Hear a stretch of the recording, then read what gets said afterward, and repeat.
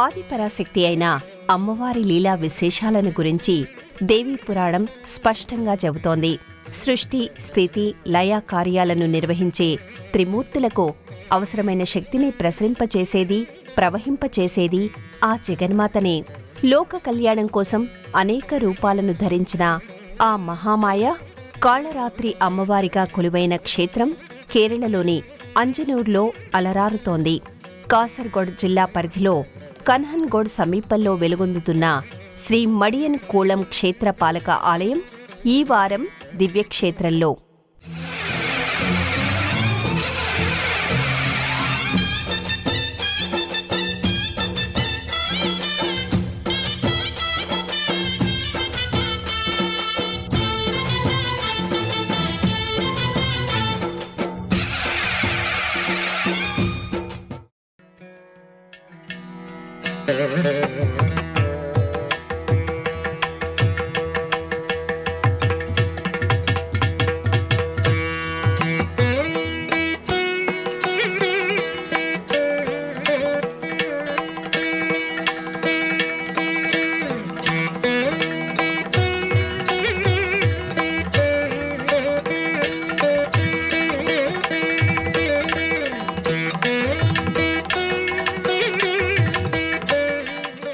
ఆధ్యాత్మిక పరంగా చూస్తే తిరువనంతపురంలోని శ్రీ అనంత పద్మనాభ స్వామివారి ఆలయం, శబరిమలైలోని శ్రీ అయ్యప్ప స్వామివారి ఆలయం కేరళ రాష్ట్రానికి రెండు కళ్లుగా కనిపిస్తాయి. భగవంతుడు తాను అనునిత్యం విహరించడానికి ఏర్పాటు చేసుకున్న అందమైన ప్రకృతి ప్రపంచంగా కేరళ కనిపిస్తుంది. పరాశక్తియే ప్రకృతి రూపమని ఆధ్యాత్మిక గ్రంథాలు చెబుతున్నాయి. అందువల్ల ఇక్కడి శక్తి స్వరూపమైన అమ్మవారి ఆలయాలు ఎక్కువే. కేరళ ప్రాంతంలో సహజమైన సౌందర్యాన్ని కలిగిన నగరాలలో కాసర్గోడ్ ఒకటిగా కనిపిస్తుంది. కొండలు, నదీతీరాలు, సరస్సులు, ఆలయాలు ఈ నగర వైభవంలో తమ వంతు పాత్రను చాటుతుంటాయి. అలాంటి కాసర్గోడ్ జిల్లా పరిధిలోనూ చెప్పుకోదగిన ఆలయాలు కనిపిస్తాయి. కేరళ నిర్మాణ శైలితో మనసుకు హత్తుకుపోతాయి. అలాంటి ఆలయాల జాబితాలోనే శ్రీ శ్రీ మడియన్ కూళం క్షేత్రపాలక ఆలయం ఒకటిగా కనిపిస్తుంది.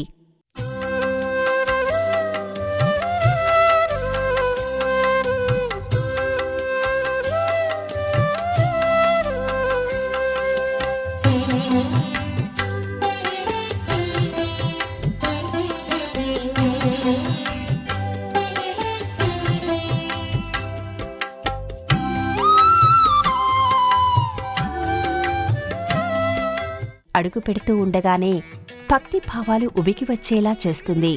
కాసర్గోడ్ జిల్లా పరిధిలోని కన్హన్గఢ్కి సమీపంలో గల అజనూర్ గ్రామంలో ఈ ఆలయం విరాజిల్లుతోంది. దుర్గాదేవి స్వరూపమైన కాళరాత్రి అమ్మవారికి అంకితమిచ్చిన ఆలయం ఇది. ఈ గ్రామానికి చేరుకునే మార్గమంతా చాలా ఆహ్లాదకరంగా ఉంటుంది. ఇరువైపులా ఎత్తైన కొండలు, కొబ్బరి చెట్లు, పంట పొలాలు పరిగెత్తుకు వచ్చి పలకరించి వెళుతుంటాయి. ఇక్కడ ఎటువైపు చూసినా పచ్చదనమే ప్రవహిస్తున్నట్టుగా ఉంటుంది. అమ్మవారి కోసమే అడవి అంతా కూడా ఉద్యానవనంగా మారిపోయిందేమో అనిపిస్తుంది. అమ్మవారు ఈ ప్రదేశాన్ని తన నివాస స్థానంగా చేసుకోవడానికి కారణం ఏమిటనేది ఇక్కడికి మనం చేరుకున్న తర్వాతనే అర్థమవుతుంది. మనం ప్రయాణం చేస్తూ వచ్చిన దారిని పంట పొలాల మధ్యలో నుంచి వేశారని అనుకుంటాము. కాని ఇక్కడికి వచ్చిన తర్వాత చూస్తే ఆలయం కూడా పంట పొలాల మధ్యలోనే ఉందన్న విషయం మనకి అర్థమవుతుంది. ఆలయంతో ముడిపడిన మందిరాలు, మంటపాలు కూడా పంట పొలాల మధ్యలోనే పరవశిస్తున్నట్టు అనిపిస్తుంది.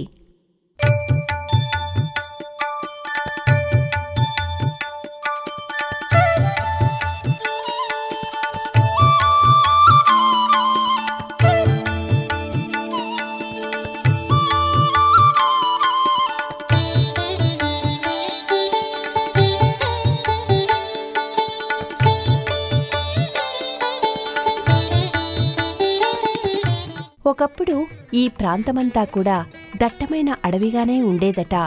దరిదాపుల్లో నివాస గృహాలు కూడా ఉండేవి కాదు. పక్షులు, పాములు, మృగాలు ఈ ప్రదేశంలో స్వేచ్ఛగా సంచరించేవని అంటారు. అలాంటి ఈ ప్రదేశంలో మహర్షులు, సిద్ధులు, అమ్మవారి ఉపాసకులు ఇక్కడ తపస్సు చేసుకునేవారని చెబుతారు. వారి సంకల్పం కారణంగానే అమ్మవారు ఇక్కడ ఆవిర్భవించడం జరిగిందని అంటారు. విశాలమైన ఆవరణలో కేరళ నిర్మాణ శైలిని కలిగిన ఈ ఆలయం 3 కలశాలతో కనిపిస్తుంది. పెంకు, కలపను ఎక్కువగా ఉపయోగించిన మందిరాల సముదాయంతో కలిసి వెలుగొందుతూ ఉంటుంది. ఆలయానికి ఒకవైపున విశాలమైన కోనేరు స్వచ్ఛమైన జలాలతో కనిపిస్తుంది. ఒకప్పుడు భక్తులు ఈ కోనేరులో స్నానమాచరించిన తర్వాతనే అమ్మవారి దర్శనానికి వచ్చేవారని చెబుతారు.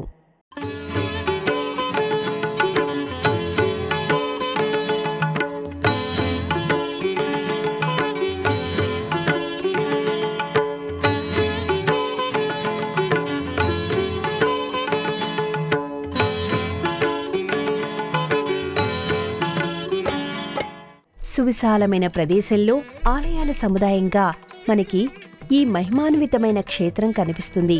ఇక్కడ శక్తి స్వరూపమైన అమ్మవారితో పాటు ఆదిదేవుడైన మహేశ్వరుడు కూడా పూజాభిషేకాలు అందుకుంటూ ఉంటాడు. అలాగే కాలభైరవుడు కూడా కొలువై దర్శనమిస్తూ ఉంటాడు. ఈ ముగ్గురూ కూడా ఇక్కడ ప్రత్యక్షంగా కొలువై ఉన్నారని స్థానికులు బలంగా విశ్వసిస్తూ ఉంటారు. అంకిత భావంతో ఆరాధిస్తూ ఉంటారు.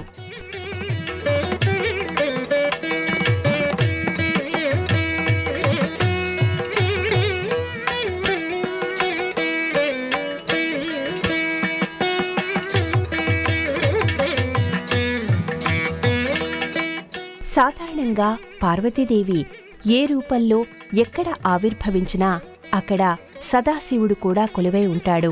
అలాగే స్వామివారు ఎక్కడ కొలువైనా అక్కడే ఉండడానికి అమ్మవారు ఇష్టపడుతూ ఉంటుంది. అలా ఈ క్షేత్రంలోనూ అమ్మవారితో పాటు పరమశివుడు కొలువై దర్శనమిస్తూ ఉంటాడు. అయితే అమ్మవారి ఆలయానికి స్వామివారు ఇక్కడ క్షేత్ర పాలకుడిగా కొలువై ఉండటం విశేషంగా కనిపిస్తుంది.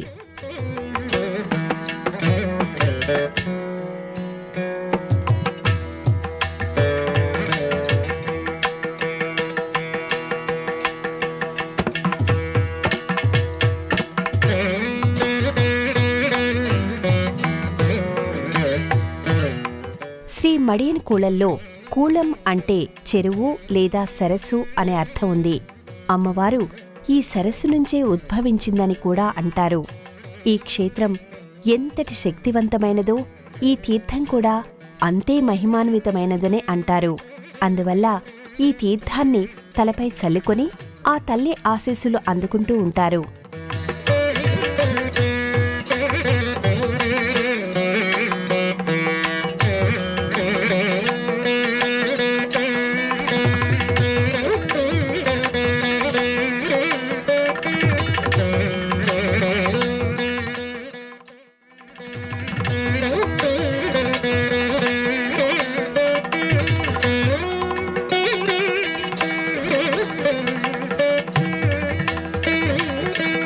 ఇక్కడ అమ్మవారిని దుర్గా స్వరూపమైన భద్రకాళిగా, కాళరాత్రిగా కొలుస్తూ ఉంటారు. కేరళ నిర్మాణ శైలిలో ఆవిష్కృతమైన ఈ ఆలయం బయట నుంచి చూడడానికి సాధారణంగా కనిపిస్తుంది. కానీ లోపలికి అడుగుపెట్టగానే ఒక ప్రత్యేకమైన ప్రపంచాన్ని పరిచయం చేస్తుంది. ఈ ఆలయంలో ఎక్కువ భాగం కలపను ఉపయోగించేవారు.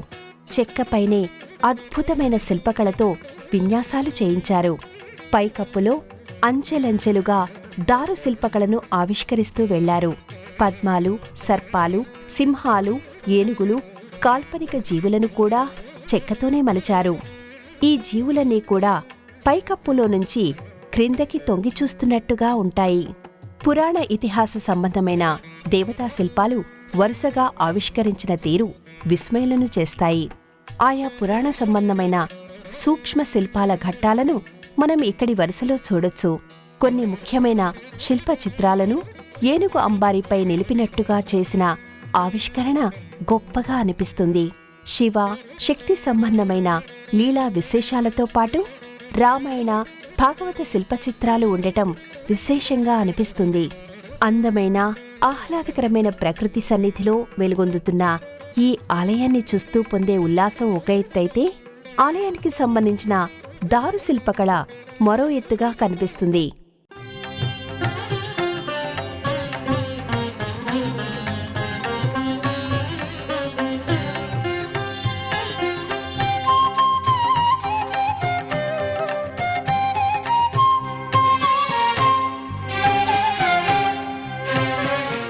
ఇక ఆలయ పరిసరాల్లోని ఉపాలయాలు, వాటి నేపథ్యం ఈ క్షేత్ర వైభవాన్ని అన్ని వైపుల నుంచి మనకి పరిచయం చేస్తూ ఉంటాయి.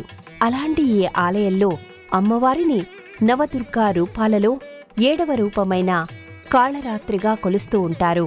అయితే అమ్మవారు సౌమ్య రూపంలో పూజలందుకుంటూ ఉండడం ఇక్కడి విశేషం. లోక కళ్యాణం కోసం పరాశక్తి అయిన అమ్మవారు అసుర సంహారం చేయవలసి వస్తుంది. అసురులకి గల వరాలను దృష్టిలో పెట్టుకుని అంతం చేయడం కోసం ఆయా సందర్భాలకు తగినట్టుగా అమ్మవారు ఆవిర్భవిస్తూ వచ్చింది. అలా అమ్మవారు ధరించిన అత్యంత శక్తివంతమైన రూపాలలో నవదుర్గా రూపాలు మరింత విశిష్టతను సంతరించుకుని కనిపిస్తాయి.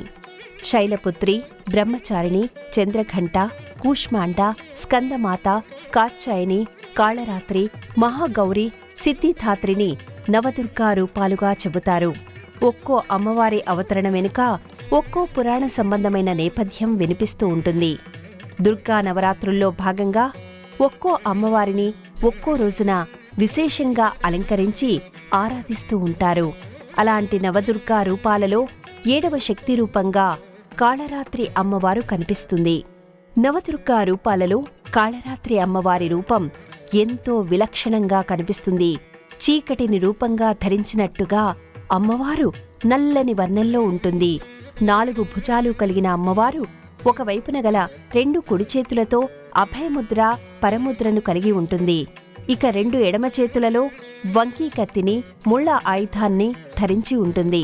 చిందరవందరగా ఉండే కేశపాశాలతో 3 నేత్రాలను కలిగి ఉంటుంది. పులి చర్మాన్ని ధరించి గార్ధప వాహనంపై అధిరోహించి దర్శనమిస్తుంది. అమ్మవారి రూపమే భయాన్ని గొల్పేదిగా ఉంటుంది.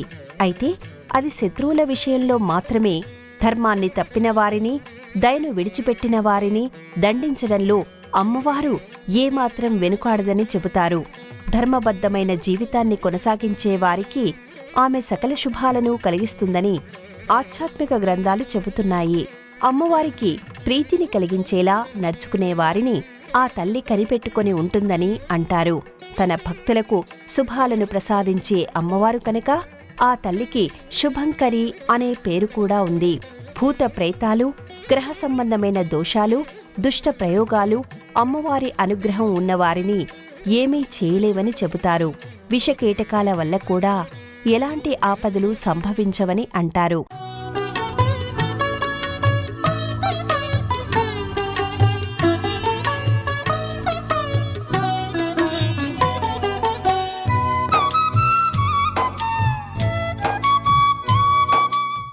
ఇక చాలామందికి జీవితంలో మనశ్శాంతి అనేది ఉండదు. అందుకు కారణం శత్రుభయం. జీవితంలో ఎదుగుతున్న వారికి శత్రుభయాలు పెరుగుతూ ఉంటాయి. అలాగే అసూయ ద్వేషాలతో అకారణంగా కూడా శత్రువులు తయారవుతూ ఉంటారు. అలాంటి శత్రువుల నుంచి ఎలాంటి భయాలు లేకుండా కాళరాత్రి అమ్మవారు కాపాడుతూ ఉంటుందని చెబుతారు. ప్రతికూల శక్తులను అణచివేయడంలో అమ్మవారు ప్రధానమైన పాత్రను పోషిస్తుందని అంటారు. రూపం పరంగా అంతటి భయానకంగా చెప్పుకునే కాళరాత్రి అమ్మవారు ఇక్కడ సౌమ్యమూర్తిగా వెలుగొందుతూ ఉండటం విశేషం. కవచంతో కప్పబడిన అమ్మవారి మూర్తి మందహాసంతో మనోహరంగా దర్శనమిస్తూ ఉంటుంది. అందంగా తీర్చిదిద్దిన ప్రభావళి మధ్యభాగంలో స్వర్ణవర్ణంలో దీపాల వెలుగులో ఆ తల్లి రూపం ధగధగా మెరిసిపోతూ ఉంటుంది. ఆ దివ్యమంగళ రూపాన్ని చూసి తీరవలసిందే అనిపిస్తుంది.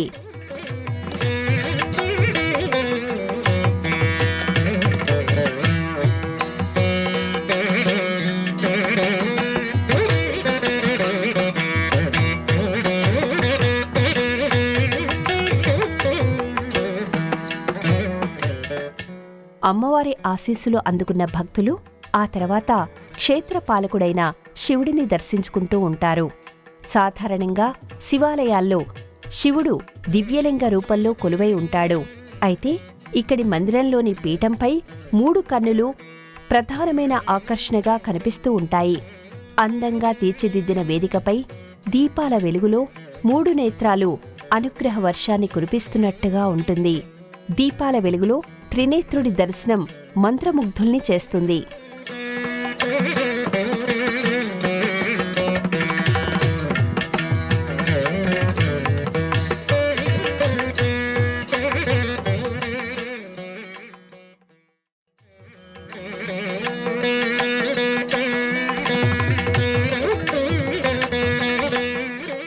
మడియన్కుళం క్షేత్రపాలక ఆలయంలో అప్పం ప్రసాదం ఎంతో విశేషాన్ని కలిగినదిగా చెబుతారు. ప్రాచీన కాలం నుంచి అప్పం తయారు చేయడంలో ఈ ఆలయానికి ఒక ప్రత్యేకత ఉంది. అప్పం నైవేద్యం అంటే ఆ సదాశివుడికి ఎంతో ఇష్టమని అంటారు. అందుకు సంబంధించిన రకరకాల కథనాలు మనకి ఇక్కడ వినిపిస్తూ ఉంటాయి. స్వామివారు అమ్మవారి మందిరాలను దర్శించుకున్న భక్తులు ఆ తర్వాత కాలభైరవుడి సన్నిధానానికి చేరుకుంటారు. కాలభైరవుడు పరమశివుడి అంశతో అవతరించినవాడు, కాలస్వరూపం తెలిసినవాడు, శునకాన్ని వాహనంగా కలిగినవాడు. అహంభావంతో బ్రహ్మదేవుడు ప్రవర్తించినప్పుడు ఆయన 5వ శిరస్సును తుంచినవాడు. అప్పటినుంచి బ్రహ్మదేవుడు చతుర్ముఖ బ్రహ్మగానే తన సృష్టిని కొనసాగిస్తున్నాడు. ప్రాచీనమైన శక్తివంతమైన కొన్ని క్షేత్రాలలో పరమశివుడి క్షేత్రాలకు క్షేత్రపాలకుడిగా కాలభైరవుడే ఉండడం మనకి కనిపిస్తుంది. కొంతమంది రాసులు శైవ క్షేత్రాలలో వీరభద్రుడిని క్షేత్రపాలకుడిగా ప్రతిష్ఠిస్తూ వెళితే మరికొందరు రాసులు కాలభైరవుడికి ప్రాధాన్యతనిస్తూ వెళ్లారు. అయితే ఈ క్షేత్రంలో కాలభైరవుడు క్షేత్రపాలకుడిగా కాకుండా ప్రత్యేకమైన స్థానంలో పూజాభిషేకాలు అందుకుంటూ ఉండడం కనిపిస్తుంది.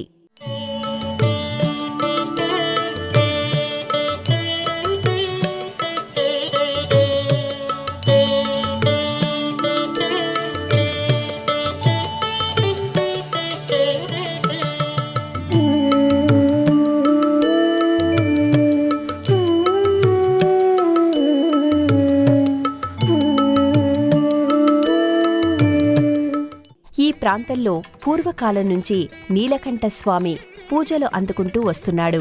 ఆ స్వామి కారణంగా ఈ ప్రాంతానికి నీలేశ్వరం అనే పేరు ఉండేది. ఈ ప్రాంతంలో ప్రవహించే నదిని నీలేశ్వర నది అని, ఈ ప్రాంతాన్ని పరిపాలించిన రాజును నీలేశ్వర వంశీకులుగా భావించేవారు. 17వ శతాబ్దంలో కోలాతిరి రాజులు ఈ ప్రాంతాన్ని రాజధానిగా చేసుకుని పరిపాలించారు. అప్పటినుంచి ఇక్కడి కాళరాత్రి అమ్మవారి వైభవం పెరుగుతూ వచ్చినట్టుగా స్థల పురాణం చెబుతోంది.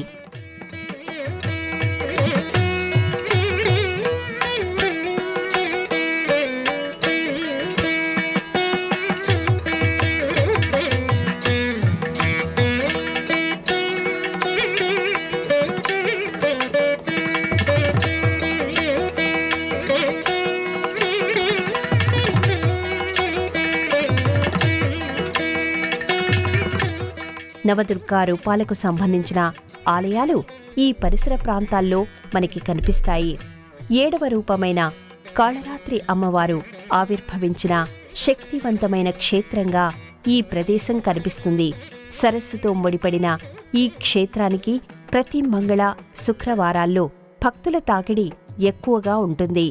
అమ్మవారికి అనునిత్యం 3 వేళల్లో 3 మార్లు ప్రత్యేకమైన పూజలు నిర్వహిస్తారు, ఆరతులు సమర్పిస్తారు. మధ్యాహ్న వేళలో మాత్రమే అమ్మవారికి బ్రాహ్మణులు పూజా విధానాన్ని నిర్వహిస్తారు. ఉదయం, సాయంత్రం వేళలో మాత్రం మణియానిస్ అనే ఒక వర్గానికి చెందినవారు పూజారులుగా విధులు నిర్వహిస్తారు. అమ్మవారికి, పరమశివుడికి, కాలభైరవుడికి సంబంధించిన అన్ని పర్వదినాల్లో ఇక్కడ విశేషమైన పూజలు, సేవలు జరుగుతూ ఉంటాయి.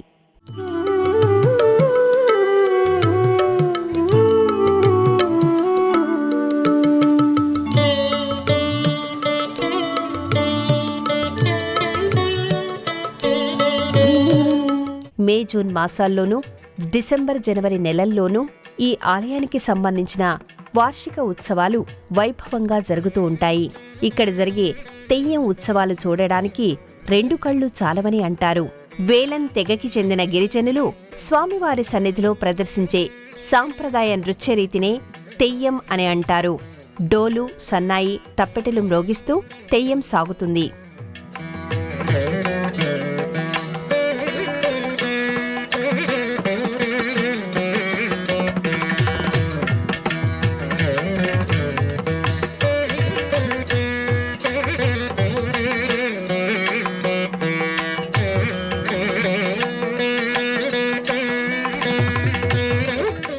ఆహ్లాదకరమైన వాతావరణం, అందమైన సరస్సు, చల్లని అమ్మవారి సన్నిధి, మనోహరమైన మహాదేవుడి మందిరం ఆధ్యాత్మిక పరిమళాలు వెదజల్లుతూ మనలను ఆనందంగా నడిపిస్తుంది. కడవరకు నిలిచిపోయే కమనీయమైన అనుభూతులను పంచుతుంది. అలాంటి ఈ ఆలయం తలుపులను అనునిత్యం ఉదయం 5 గంటల నుంచి మధ్యాహ్నం 1 గంట వరకు తెరిచే ఉంచుతారు. తిరిగి సాయంత్రం 5 గంటల నుంచి రాత్రి 8 గంటల వరకు దర్శనానికి అనుమతి ఉంటుంది.